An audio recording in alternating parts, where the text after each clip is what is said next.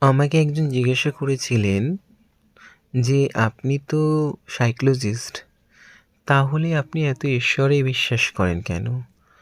আরে বাবা, আপনার এই প্রশ্নের উত্তরে আমি একটা কথাই বলতে চাই যে, ডাক্তাররা বিজ্ঞানে বিশ্বাস করেন বলে তারা কি ঈশ্বরকে ভুলে যান? কোথাও আমরা ঈশ্বরের কাছে মাথা নত করতে বাধ্য হই। নিজেকে কতটা ঈশ্বরের উপর মাথা নত করবে সেটা তার ব্যক্তিগত ব্যাপার। আবার অনেকে নাও করতে পারেন। সে হয়তো নেতিবাচক প্রভাবও থাকতে পারেন তার মধ্যে। সেটা একান্ত ব্যক্তিবিশেষগুলির উপরই নির্ভর করে।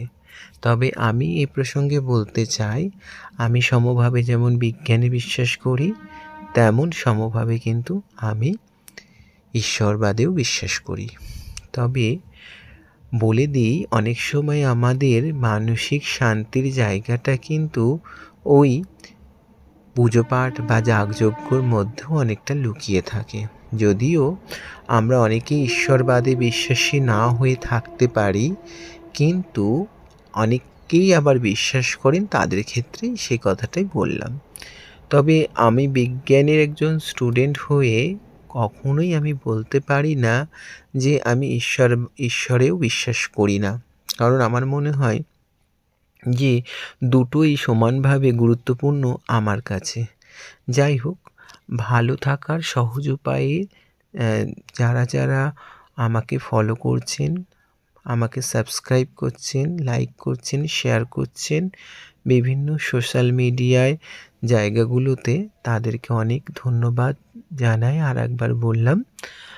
তবে যারা এখনও পর্যন্ত আমার চ্যানেল সাবস্ক্রাইব করেননি, তাদের জন্য বলি, আপনারা খুব তাড়াতাড়ি আমার চ্যানেলটা সাবস্ক্রাইব করুন। কারণ আমি এরপর থেকে এখন হয়তো কিছু শর্ট ভিডিও বা ২-১ কথার মাধ্যমে নিজের ভাবনাগুলো, মানসিক ভাবনাগুলো তুলে ধরার চেষ্টা করছি।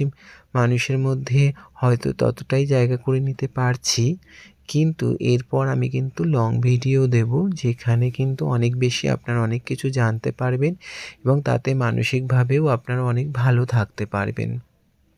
সেজন্যই বলি, লং ভিডিওগুলোতেও আপনারা অনেক কিছু জানতে পারবেন। হয়তো একজন কাউন্সিলরের কাছে যেতে গেলে, সাইকোলজিস্ট কাউন্সিলরের কাছে যেতে গেলে যেই পরামর্শগুলো পেয়ে থাকেন অনেকে, সেই পরামর্শের কিছু অংশ হয়তো আপনারা পেতে পারেন। তাতে আপনারা মানসিকভাবে ভালো থাকতে পারেন আপনাদের জীবনে। তো সেই জন্য বললাম, মানসিক শান্তির উপায় কিন্তু একজন সাইকোলজিস্ট কাউন্সিলরই হয়ে থাকেন এবং একজন সাইকিয়াট্রিস্ট ডক্টরও এক্ষেত্রে গুরুত্বপূর্ণ ভূমিকা পালন করে থাকেন। তবে আমি যেহেতু একজন সাইকোলজিস্ট কাউন্সিলর, তো সেই জন্য আপনাদেরকে আমি আমার নিজের বাস্তব অভিজ্ঞতার মাধ্যমে, তথাকথিত আমার নিজের কাজের অভিজ্ঞতার মাধ্যমে আমি আপনাদের কিছু পরামর্শ দিতে চলেছি। তো সেই জন্য সবাইকে বললাম, যারা এখনও পর্যন্ত আমার চ্যানেলটা সাবস্ক্রাইব করেননি, লাইক করেননি,